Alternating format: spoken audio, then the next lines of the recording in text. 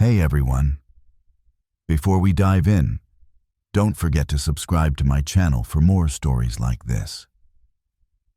It started as a joke, or at least that's what I told myself. We were sitting around the dinner table with friends, laughter bouncing off the walls, wine glasses half empty, plates still warm. I had no idea one careless line from me would change everything that night, and the way I saw my husband forever. James and I had been married for 9 years. We'd built a comfortable life, the kind where people assume everything must be perfect. A lovely home, stable jobs, vacations every summer. But behind those polite smiles and photo-perfect moments, we'd slowly become strangers who lived under the same roof. He buried himself in work, and I buried my loneliness behind sarcasm. That night, our friends Brian and Sophia had invited us over for dinner. The conversation drifted from work to relationships, and at some point, Sophia teased her husband about forgetting their anniversary. Everyone laughed, and somehow the attention turned toward me. "Careful, Sophia," I said, swirling my wine. "If James forgets ours next year, I might just get myself a new husband." The table burst into laughter. It was supposed to be harmless, a throwaway line to keep the banter going. But when I glanced at James, he wasn't laughing. He just sat there still, his jaw tight, eyes cold. For a second, our gazes met, and something unspoken passed between us. The laughter around the table started to fade, replaced by an uneasy silence. He set his fork down quietly and leaned back in his chair. "You should," he said flatly.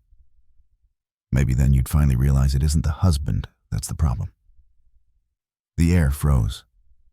Sophia's hand stopped mid-reach for her glass. Brian looked between us, unsure whether to smile or stay quiet. My heart started pounding, and my throat went dry. "What's that supposed to mean?" I asked, forcing a nervous laugh. James's tone didn't change. "It means you've spent years blaming me for everything wrong in your life. Maybe a new husband won't fix what's actually broken. You could have heard a pin drop." My cheeks burned, my laughter died, and suddenly the joke didn't feel funny anymore. He didn't raise his voice. He didn't need to. The calmness in his words cut deeper than if he'd shouted. Everyone at the table shifted uncomfortably, pretending to check their phones or take another bite. Anything to escape the tension. I wanted to speak, to defend myself, but for the first time, I didn't know how. That single moment felt like our entire marriage unraveling in front of everyone. The car ride home was painfully silent. Streetlights flashed across James's face as he drove. His expression unreadable, calm, distant, almost too calm. I stared out the window, replaying the moment in my head again and again, wishing I could take it back. When we finally pulled into the driveway, he didn't wait for me to speak.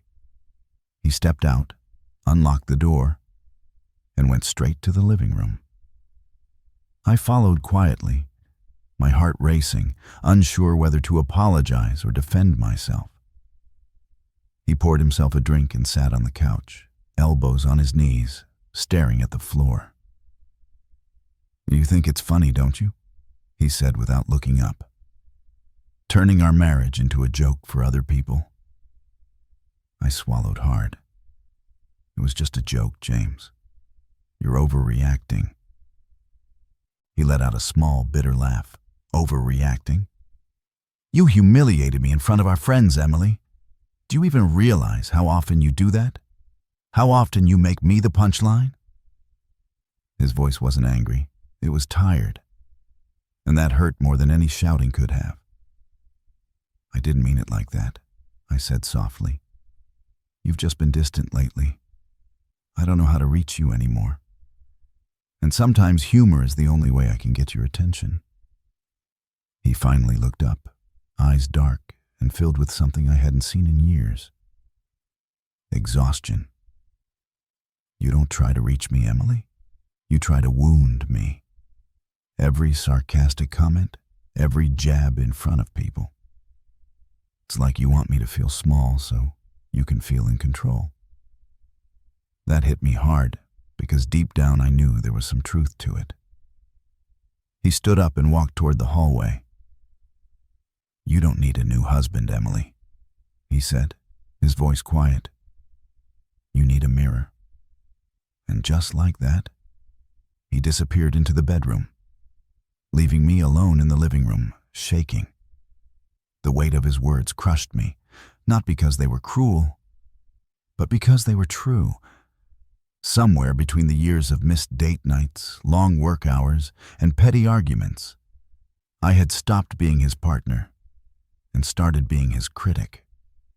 I sank onto the couch and stared at the empty glass he left behind, wondering when love had turned into rivalry.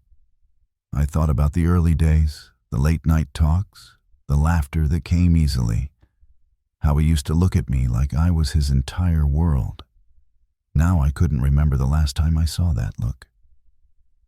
The next morning, the house felt different, quiet in a way that wasn't peaceful. James had already left for work. His coffee mug was rinsed, his jacket gone, his side of the bed perfectly made. I sat there staring at the empty space he'd left behind, feeling the echo of his words still ringing in my head. "You need a mirror." It haunted me all day. I replayed every time I'd made a funny remark at his expense at dinners, at gatherings, even in small moments at home. It was true. I had turned my resentment into entertainment. I'd mistaken sarcasm for communication, cruelty for confidence. Maybe I wanted to prove I didn't care that he'd grown distant. But the truth was, I cared too much. That evening, I tried to call him, but he didn't pick up. I texted, "Can we talk tonight?" No reply. Hours passed before I heard the front door unlock. He didn't look at me when he walked in. "Dinner's in the fridge," I said softly. "I made your favorite." "Thanks," he muttered, placing his keys on the counter. I could feel the wall between us, thick, unbreakable. I took a deep breath and finally said what I should have said that night. "James, I'm sorry for what I said, for all the jokes, for making you feel small when I should have made you feel loved." He paused for a long time before answering. "It's not just about last night, Emily. It's about all the nights before it. You used to build me up. Now it feels like you only look for ways to tear me down." Tears filled my eyes. "I know," I whispered. "And I hate that I became that person. I just felt invisible, James. Like no matter what I said or did, you were somewhere else. So I tried to make you notice me, even if it meant hurting you." He looked at me then. Really looked. The anger in his eyes had faded, replaced by something heavier. Sadness.